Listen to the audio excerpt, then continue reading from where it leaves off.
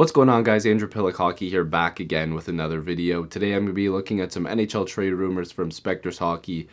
This is actually from January 1st, so a couple of these stories might have advanced, but I just wanted to talk about some of the rumors that are inside here. So if you want to check out his takes, make sure to go and click the link down below, but I'm going to give you guys my opinions on some of the trade rumors. So let's waste no more time and let's get right into it. So the first one is on Chris Kreider. Now, Elliotte Friedman reported in 31 Thoughts that there's been some trade interest in Chris Kreider, of course, of the New York Rangers. Now, if we just take a quick look at Chris Kreider's stats so far this year in 39 games played at the time I'm recording, he has 25 points. 12 goals and 13 assists, and he's been a productive player. Last season he had 52. The season before that, in 58 games played, he had 37 points. He's always been like the type of guy that if he's healthy, he can get you close to 50 or over 50 points. And he's the type of guy that I think would fit in with a lot of clubs that are looking to take that next step to try to win the Stanley Cup. He's got that leadership ability. He can put up points. Veteran player, got some experience.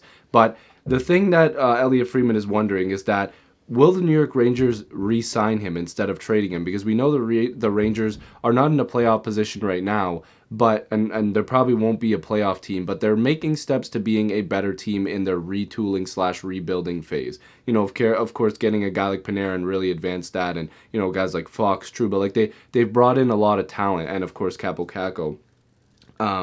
But the thing is Elliotte Friedman's wondering if they're gonna trade him, because they've taken a while to sign the free agents, guys like Dan Girardi, Stahl, Matt Zuccarello, Kevin Hayes. It came down to the last minute. Like, they've either signed guys at the last minute or they've traded them off to contenders. They've traded them off to teams like the Bruins, Avalanche, Blues. The contenders that are said to be interested are the Bruins, Avalanches, Blues, not the teams that they were traded to.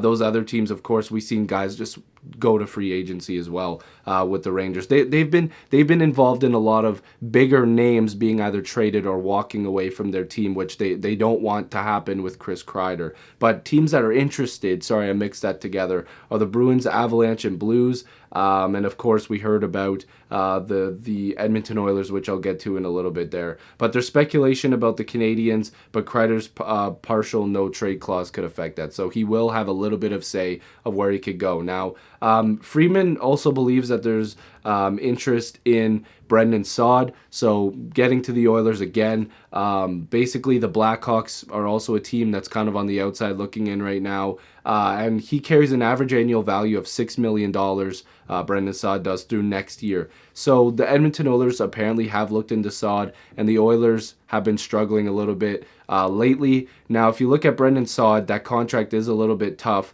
He's had 19 points in 36 games played with 11 goals. Now, sure, that would help the Oilers, but the dollars probably won't fit. The Oilers have some cap problems as well. And the Oilers have been struggling a little bit as of late, so I'm not really sure if that makes a lot of sense. Now, Friedman also is a little bit, not worried, but like he's pondering a little bit whether or not that the Oilers would want to trade picks if they are going to make a trade to try to improve their roster, which I feel like they should have done already before that. We all expected the Oilers to hit a little bit of a bump and, see some of the production fall off a little bit from some of their guys. I feel like they should have made that move a little bit earlier to maybe try to counteract this. But Friedman is wondering if they will trade picks. They didn't have a second or third rounder in 2015. Their 2016 first rounder is obviously not with them right now in Jesse Puljujarvi. They didn't have a second rounder in 2017 and nothing in round 3 to 5 in 2018. So that's a lot of picks, a lot of guys that could create depth for the organization. You never know when you can find a diamond in the rough. And they had 6 picks last year. He feels that's one of the reasons why they passed on bringing back Taylor Hall. So to be honest with you, if that shows anything, it kind of shows you that the Oilers are pretty scared to move out some of their picks, which would counteract them making a move to try to bring in help for their team to try to go after a playoff spot. Now, let's move on to something else. As of today, which was January 1st, players on one-year contracts were eligible to sign another extension, like players that were on 1-year deals. So guys like Duclair and Robin Lehner are guys that could be available, obviously, in free agency to get a huge raise. So teams like the Senators, who would love to keep Duclair around, he's an all-star this year, and of course Robin Lehner, who's been with Chicago doing a pretty good job. Both teams would probably like to keep those guys around, so that's something interesting to look at. There could be some deals signed pretty soon, I would imagine. That both of those guys could get a pretty decent amount of money in the open market. Now, so sticking with the goaltenders, some UFAs that are eligible this summer. The goalie market's actually pretty good. Holtby, Markstrom, and of course Holtby from the Caps, Markstrom from Vancouver, Thomas Greiss from the Islanders, Yaroslav Halak from Boston, who's been a really good backup for them, Anton Hudobin from Dallas, and from Colorado, Pavel Francouz, and Winnipeg's Laurent Brossoit. So obviously some of those guys on the list aren't as high profile, but those are some goalies to look at for the summer, and I'll be making a full video on that. So I kind of just wanted to touch on that because it was in here. Moving on to the Pittsburgh Penguins. So a few teams are wondering what the direction will be with the Pittsburgh Penguins in terms of their goaltending situation. Matt Murray and Tristan Jarry are restricted free agents this summer. So what are those contracts going to look like? Are they going to hold on to both goaltenders? Because they have DeSmith as well in the minors, so they have decisions to make there. Elliot Friedman also brought up the importance of Alex Galchenyuk now, even though he was part of some trade rumors with Pittsburgh. Now that there's been an injury to Jake Gensel, his season is basically over. There could be a chance that he moves up in the lineup, or at least gets a better chance to be a bigger contributor, because Galchenyuk hasn't really worked out for the Penguins, of course, part of that big Phil Kessel deal. So we'll have to see where that goes, and if the Pittsburgh Penguins will be active on the trade market, not only just with their depth in goaltenders, but looking to add to their team, because right now they're in a playoff position, and of course the Penguins always seem to be in a decent spot with guys like Crosby and Malkin on that team, and you never know when Murray can get hot, because when he does, it's tough to stop him.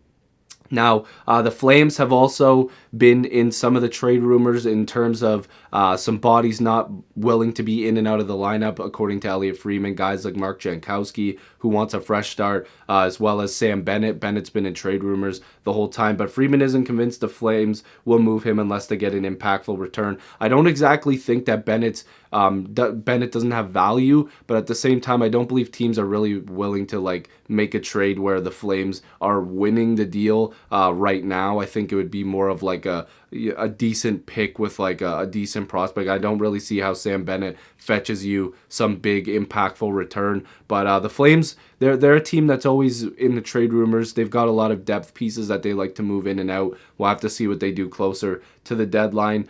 Just some little notes here.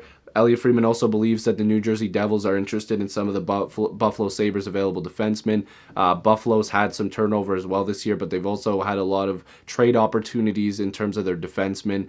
So we'll have to see where that goes. Ilya Kovalchuk, I want to make another video on him. He's still looking for a contract. He wants to play for a contender. Apparently the Bruins had some interest. And Justin Williams, he wanted to take some time away from hockey. There's some word that there could be news on Justin Williams this weekend. So that's a bunch of different news, a bunch of different teams involved here on Spectors Hockey's trade rumor roundup, his NHL rumor mill. Make sure to go and check that out down below. Of course, all the information in here is brought from different sources, and I really appreciate his work. He had a great 2019, so make sure to go and support him in 2020. Make sure to support me in 2020 if you like this video. If you're new, make sure to subscribe. I'd really appreciate it. Join the squad. Let's get to 7,000 subscribers. I love and appreciate you guys as always, and I'll see you in the next video or stream. Peace.